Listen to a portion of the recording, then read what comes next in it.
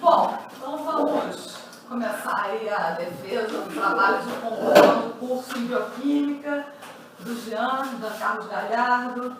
O título é Ontologias e Fundamentos para a Educação em Bioquímica, na Ecologia Política Contemporânea. Além de mim, que sou orientadora, Cristina Machado, temos aqui as professoras Marta Deline e Francine Marcondes, nós três aqui do DFE. Então, o Jean vai falar aí 20, 30 minutos, depois as moças vão fazer seus comentários, suas questões, tá bom? Vulgo arguição. Muito obrigado. Em primeiro lugar, eu quero agradecer grandemente a Francine e a Marta por aceitarem participar da banca, a professora Cristina por aceitar me orientar, esse grande desafio, e a presença de todos vocês, que é uma grande honra para mim. O meu trabalho ele começa com um pensamento acerca de estrutura cyborgiana, que são estruturas que não pensam a diferença entre humano e não humano, artificial e não artificial, e o que é físico e o que não é físico. E essas estruturas cyborgianas, elas estão modelando constantemente os nossos corpos e mente, em meio ao mundo integrado que junta todos nós.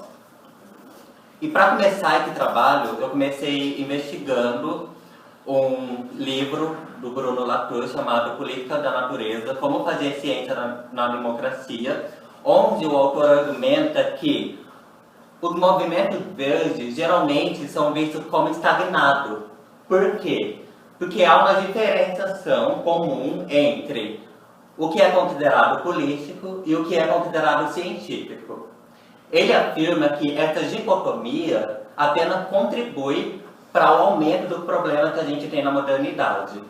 Porque somente a dissolução dessa barreira entre o que é ciência e o que é política é que permitirá que nós observemos os problemas ecológicos de uma maneira ampla, profunda.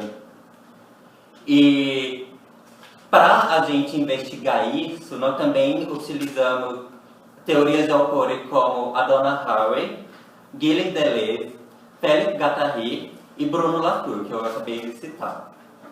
E um artigo extremamente importante que fala sobre o reuso de águas residuais tratadas destinadas à população bebê. Por esse material, encontram-se responsáveis muitos países, tais como Arábia Saudita, Portugal, Suíça, Austrália, Estados Unidos e Reino Unido. E os autores responsáveis por esse artigo estão preocupados. Por quê? Porque muitas regiões do mundo estão passando por um processo de escassez hídrica. Existe falta de água. E uma das maneiras mais promissoras para evitar esse problema é aproveitar a água que a indústria retira para o seu processo de produção, e essa água é descartada em estações de tratamento. E a partir dessa água descartada em estações de tratamento, é feita uma adequação para a população consumir. Seja para beber, seja para alimentação, para agricultura, para base de casa, no vaso sanitário, enfim, muitas utilidades. Porém, foi encontrado nessas águas que é destinada para a população as bactérias resistentes a antibióticos. E mais do que isso, os genes responsáveis por essa resistência.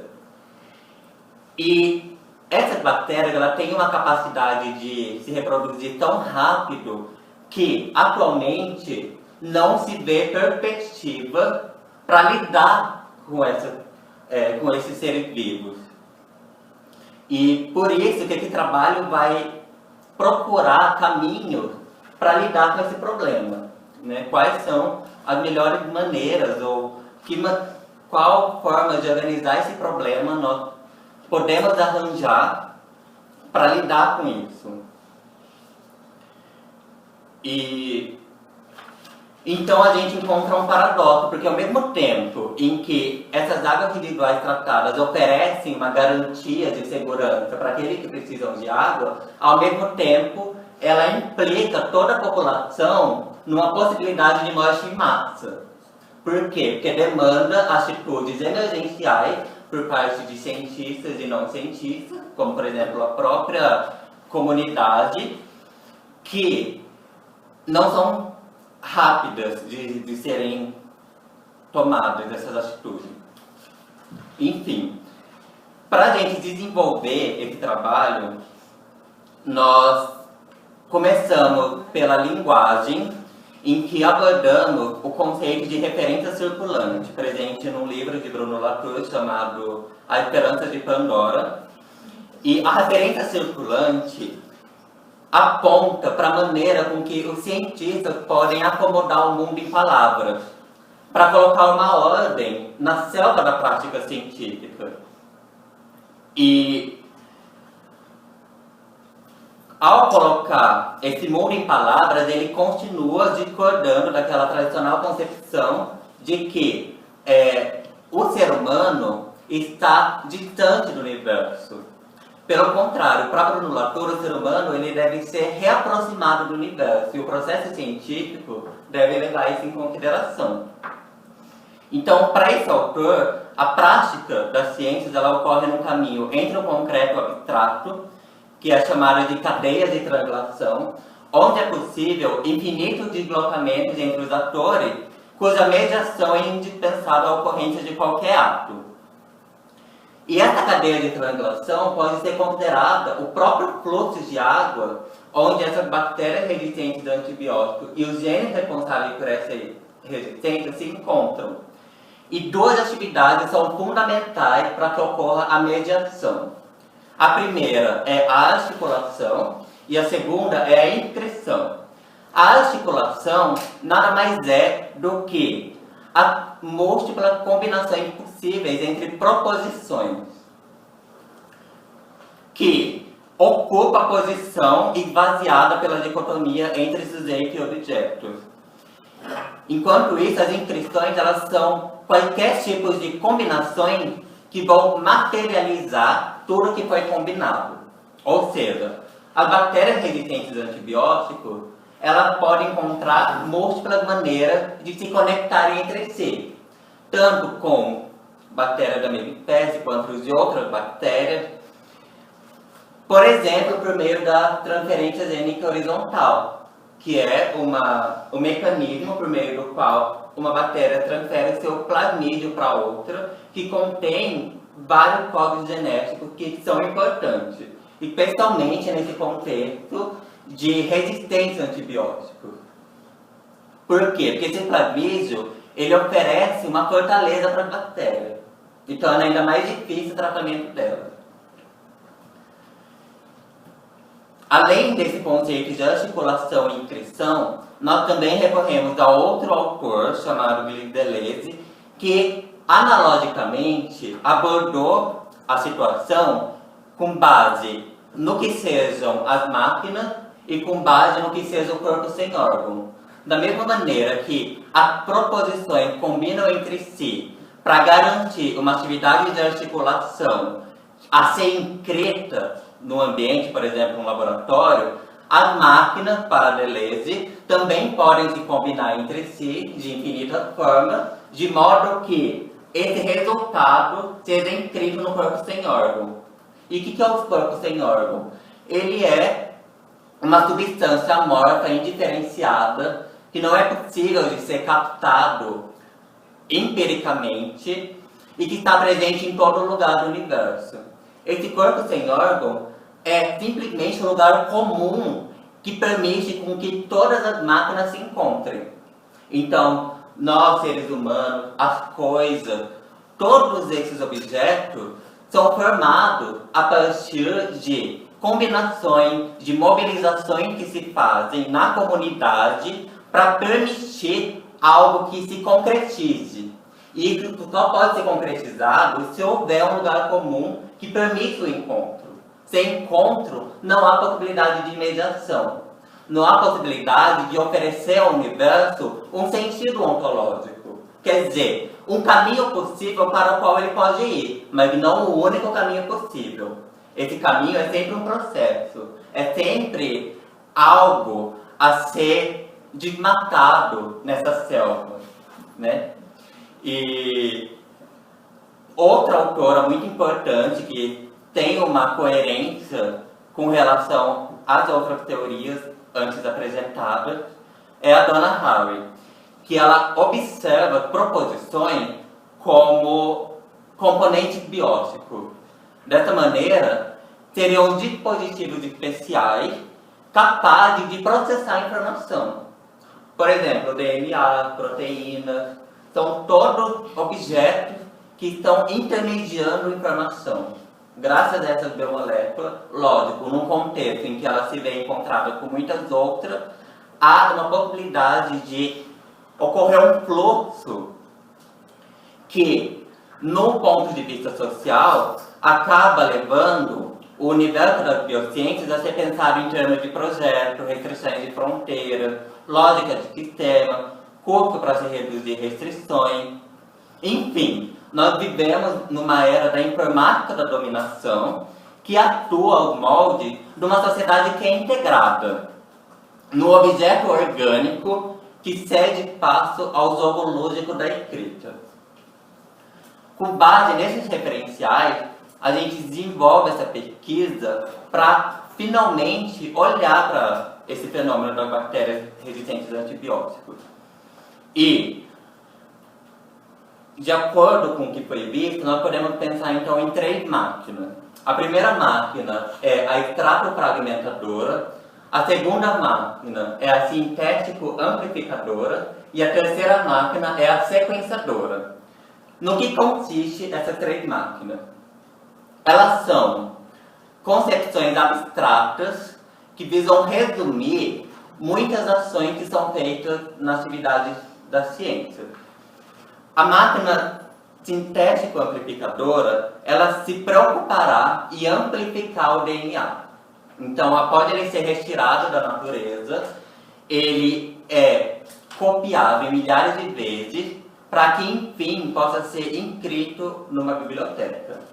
E esse processo de inscrição na biblioteca é feito pela máquina sequenciadora, que observará padrões nessa molécula para, enfim, colocar numa tela de computador, numa biblioteca, seja virtual, seja uma biblioteca física. E, para que essas 2 máquinas possam atuar, tanto a sintético-amplificadora e a sequenciadora, antes outra máquina precisa entrar em ação, que é a máquina extratora. Porque essas moléculas de DNA, elas são necessariamente retiradas de algum ser vivo, a priori. Então, são essas 3 máquinas que devem operar em conjunto para permitir que a biologia molecular seja operativa. Ele explica, o Bruno Latour, que essas 3 máquinas elas permitem aos cientistas uma série de vantagens, por isso que elas permanecem no cotidiano, que são o conforto, quando a vasta distância entre as palavras do mundo estão agora a alguns centímetros. A segunda vantagem é a possibilidade de observar sobre o mesmo plano e sobre o mesmo olhar unificador aspectos oriundos de distintos locais e épocas. Por exemplo, quando nós falamos da metagenômica, que se trata de sequenciar vários genes de diversas espécies num dado ambiente, nós estamos retirando o material de uma natureza múltipla, vasta, colorida, para que seja simplesmente numa tela. E por que isso também oferece vantagem? Porque oferece ao cientista um poder, que é de mudar a posição desses espécimes como se embaralhasse cartas. Em suma, todas essas atividades implicam numa redução, que é tirar essa cor do universo para levar para um tom de cinza, mas depois existe uma amplificação, que é o ato de colorir novamente o universo, oferecer novos sentidos àquilo que foi ressignificado. Então, o cientista ele não vive no mundo sem cor, pelo contrário, o mundo dele é extremamente colorido, só que a gente não pode negligenciar como esse mundo é pintado. E, com base nessas 3 máquinas, os autores do artigo sobre o reuso de águas residuais tratadas pensaram em estratégias de mitigação para lidar com contaminantes emergentes. Muito embora eles tenham destacado que não há método quantitativo nem qualitativo que possa eliminar efetivamente as bactérias resistentes a antibióticos e os genes responsáveis por essa resistência. Não vou entrar em detalhes em quais estratégias esses autores apontam, mas eu vou aproveitar um gancho para ressaltar que um autor francês chamado Félix Guattari explica que, de fato, essas estratégias não dariam certo porque a tecnocracia não é suficiente para resolver os problemas ambientais. O que é a tecnocracia? É quando se considera a tecnologia como determinante para se resolver problemas. Em vista disso, Félix Guattari afirma que nós devemos pensar num contexto ecológico que se baseia em 3 superfícies de inscrição distintas, que são a ecologia social, a ecologia mental e a ecologia ambiental. Essas 3 ecologias não devem ser diferenciadas entre si. Eu apenas estou citando essa diferenciação por um motivo didático, mas no fim das contas elas são extremamente interligadas.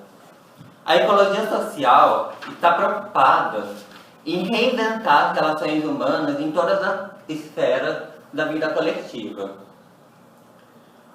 E a ecologia mental se preocupa em como que os sujeitos se conectam com o mundo, consequentemente se conectam com o próprio universo interior, como tudo isso permite que ele se relacione com outras pessoas. E é claro que, em meio a essas 2 formas de ecologia, nós não podemos descartar aquilo que seja ambiental, ou seja, olhar para o ambiente e não desprezar as ciências para se resolver problemas. Ele, então, apresenta algumas maneiras da gente diagnosticar quais tipos de problemáticas afetam a dinâmica ecológica. E para diagnosticar, ele criou os diagramas de força. A gente vai pegar uma parte desses diagramas de força, que eu considero que seja o suficientemente elucidativo, para que a gente entenda aquilo que a dona Harry chamou de informática da dominação. Em termos globais, ele aponta que existe uma oposição entre o leste e o oeste e o norte e o sul. Na oposição entre leste e oeste, existe uma projeção entre a classe burguesa e a classe operária. Geralmente, existe uma ênfase no mundo ocidental em detrimento do oriental, por exemplo.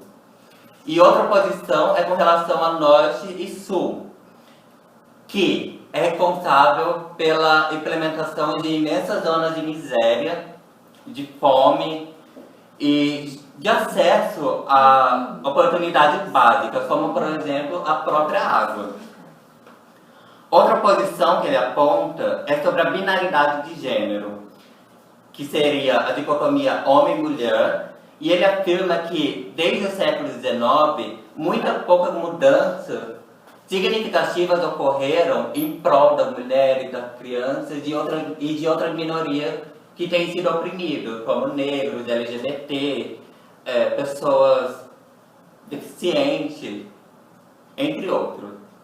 E por fim, existe uma terceira dicotomia que é entre a juventude e as forças tradicionais, pois essas forças elas sempre magam a liberdade que a juventude busca.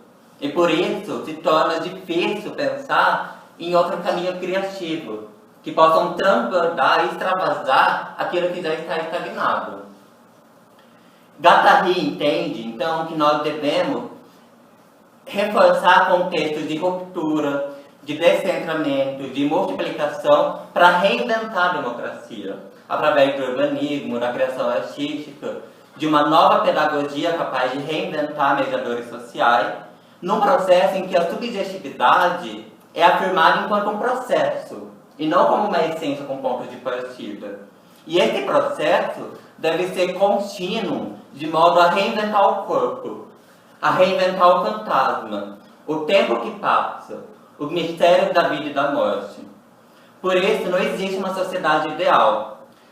E o problema relacionado tanto às bactérias resistentes a antibióticos e aos genes responsáveis por essa resistência devem ser encarados sob uma perspectiva ecosófica, que é aquela perspectiva que reúne os 3 âmbitos da ecologia: social, ambiental e ambiental. A ecosofia permite que nós nos aproximemos da realidade por meio de uma prática que é, ao mesmo tempo, eficiente e especulativa. Ela é ético-política e estética, com vista a reconquistar um grau de autonomia num campo particular, que nem o da bioquímica, para invocar outras reconquistas em outro campo. Ou seja, a partir do momento em que nós podemos observar um conjunto de forças que perpassam pela bioquímica, nós podemos encontrar instrumentos para reunir ainda mais ela com outras ciências. E não somente a outras ciências, como também a arte e a filosofia. A dona Haraway argumenta que o que se pensa sobre o corpo político não é novo. Desde a Grécia Antiga já se pensava o corpo como integrado a um vasto cosmo orgânico, e a ideia de corpo passou por inúmeras transformações desde então. A autora considera importante destacar 2 momentos históricos distintos que foram fundamentais para definir a corporeidade no século XX. O primeiro modo que define essa corporeidade passou a entrar em cena na década de 1930, com base no cientista Robert Yerkes, que ele buscou desenvolver o conceito de engenharia humana. Para a engenharia humana, todos os organismos estão construídos individualmente para serem encaixados num sistema de hierarquia. E é esse sistema de hierarquia que permite o funcionamento do superorganismo, que é a sociedade. Esse superorganismo, assim como os organismos componentes, são todos possíveis de serem manipulados, tanto pelo viés mental quanto reprodutivamente, para que atenda às necessidades das indústrias, do Estado, do capitalismo, enfim, das ciências também. Então, nessa perspectiva, a biologia comporta como um funcionalismo, que visa determinar um sistema integrado pelo viés fisiológico, em prol de estratégias de controle e de ajustamento. E, embora a fisiologia estivesse predominante nessa primeira metade do século XX, ou seja, antes da Segunda Guerra Mundial, a bioquímica não deixou de estar altamente presente. Por quê? Porque esta era a ciência que servia de respaldo para aquilo que se entendia da fisiologia, como, por exemplo, o metabolismo do carboidrato, do glipídio, da proteína, que são todos estudos muito enfatizados nesse momento, como herança daquilo que já começou a ser pensado no início do século XX e no fim do século XIX. Depois da Segunda Guerra Mundial, a partir da década de 1960, Dona Haraway diz que outra perspectiva entra em cena, que desafia a hegemonia da fisiologia, que ainda é existente, mesmo que numa proporção menor. Para esses biocientistas, a vida é vestida pela lógica da ciência da comunicação e é desenvolvida em conjunto com várias estratégias de controle que foram desenvolvidas na Segunda Guerra Mundial, que são estratégias vinculadas à lógica de sistema e que oferece à biologia molecular uma perspectiva de ciência linguística e microeletrônica, que oferece atenção aos signos, à pontuação, à sintaxe, às máquinas de leitura, à informação com fluxo de sentido, etc. Então, literalmente, o objetivo, a partir da década de de 1960 com Albert Wilson, passa a ser reescrever os corpos de mente, o que permitiria o controle sutil das máquinas, por mecanismos sofisticados de controle que atingem os dados genéticos e suas combinações. Com isso, busca-se um design perfeito, busca-se aquilo que deve ser otimizado, tornando-se plausível a ideia de que os cientistas, então, não deixam de fazer política quando estão no laboratório, e igualmente não deixam de fazer ciência quando estão fora dele, porque essa lógica está presente na própria forma com que o cientista enxerga o mundo. E para reforçar a concepção de que a humanidade está mais próxima das bactérias resistentes a antibióticos e dos genes responsáveis do que a gente pode imaginar, nós podemos recorrer ao conceito do microbioma humano. Segundo a Vanessa Cardoso, na sua dissertação de mestrado, o corpo humano tem 100 trilhões de micro-organismos, enquanto que o número de células eucarióticas do nosso tecido são apenas 10 trilhões. O número de micro-organismos é 10 vezes superior ao número de células eucarióticas. Isso nos leva a pensar até que ponto nós somos feitos de bactérias ou as bactérias que são feitas da gente. E esses micro-organismos, eles podem ser encontrados no olho, no esôfago, na cavidade oral, na nasofaringe, na orelha, no intestino, no trato geniturinário, no canal vaginal. E todos esses ambientes estão extremamente interligados entre si, como se fossem nós de uma rede. E qualquer desequilíbrio em alguma parte pode afetar o sistema como um todo. Desta maneira, é muito provável que, num surto causado pela água potável, que contém esses seres vivos e esse gene no seu ambiente, os primeiros a serem atingidos são os seres humanos.